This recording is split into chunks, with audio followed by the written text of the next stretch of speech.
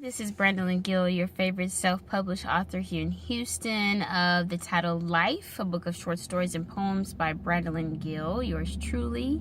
It was published 7 years ago. I was 18, and it was endorsed at the time by Paula Harris. At the time was the president of the board of directors for the fourth largest school district in Texas, the Houston Independent School District. When I say I was endorsed, they actually did allow the book into the schools, and I spoke in 3 of District 4 schools, amounting to over 2,100 children. And so that is what I mean. If you've never met me before, I'm a very perky and excited author here. Right now, I have the Publish With Me for Free campaign going on. If you haven't heard about that, you can take a look at some of those videos.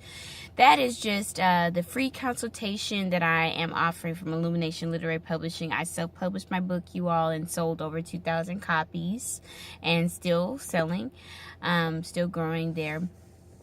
And had some great success by working alone and not having anyone else to be of assistance to me. So this is just a short video, kind of a testimonial. I wanted to let you all know that my book, I wrote from age 10 to 17. It truly was a gift that I was given to be able to write on such a profound level at such a young age. And so the question that many people have is, well, how do I get started? How do I start my book? I don't know what I'm doing. So when you start talking about terms like the ISBN and copywriting and formatting and CreateSpace and brick and mortar, and those terms just go right over everyone's head because they're still stuck in the creating phase. So of course no one can essentially tell you how to write. Of course you need to know how to write appropriately, whether you're writing fiction or you're writing nonfiction. You need to know what are the basics for the format of the book which I'm writing. So, of course, that's number one. But if you're thinking, how do I get these ideas out of my head and get them onto this piece of paper? Well, that is something that I want to speak on today. There are many softwares out there that you can use. I speak about these in my consultations that will help you to actually be able to speak, and the software will communicate with your computer to actually type for you.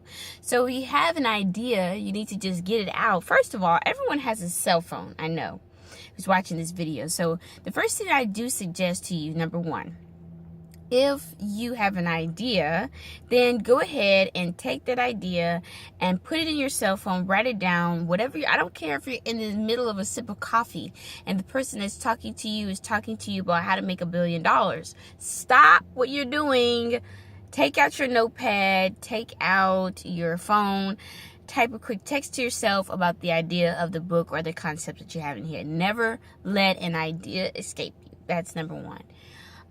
Number two, although I was blessed with the ability to write what I call freestyle and just collect this biopic experience from 10 to 17, is the things that I saw, the things that I did, the things I observed, the things that I learned, the wisdom I picked up from people that were older than me, and just the gift.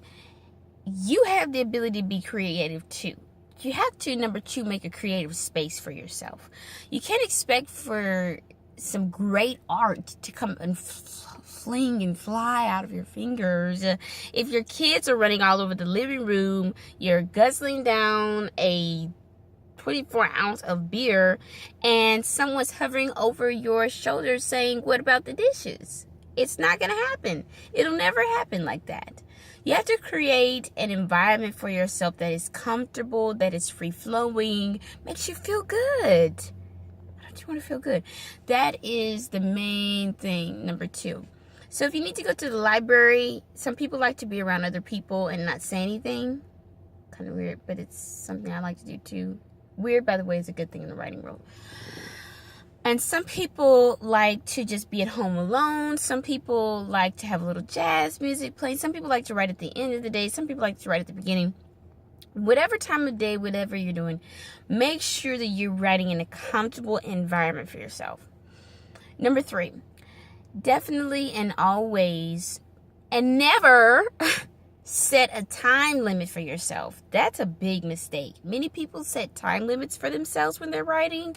That's really not good. Everybody says, well, I'm going to write an hour a day for the next 30 days.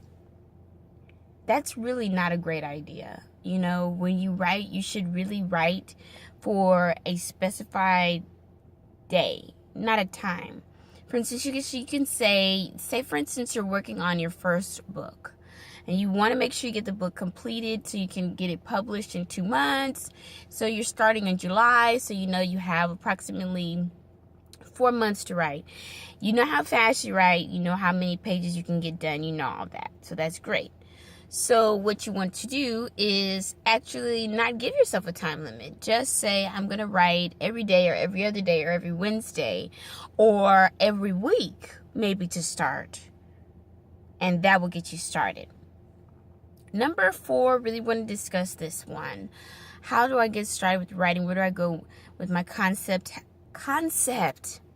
Big thing. Everybody thinks they're competing against other people for their ideas and what they have going on and what they're going to write about. You're your only competition. You have no one to compete against. No one can tell you that what you're doing is not right. Your idea is not exciting. It's your baby. It's your idea. Now, if you're writing a book about birds that are going to turn into scorpions and roam the earth and then take over Donald Trump's candidacy, you might not want to do that right now because it's a little bit hectic. So always consider your subject, consider your audience, but your concept is yours and it's always going to be yours. Which leads me to number 6. Definitely, and always consider your audience and consider your concept. That's our last thing. You always want to make sure that when you are writing, when you are doing things, that you are always and ultimately considering the fact that you're writing to a particular demographic, you're writing to a particular group. So that's what you want to consider when you're writing. You always want to do all 6 of these steps because without them, I mean, you're writing to yourself and your objective is to eventually self-publish. So those are my gimmies for today. I'm going to start some videos that you all will be able to subscribe to watch online.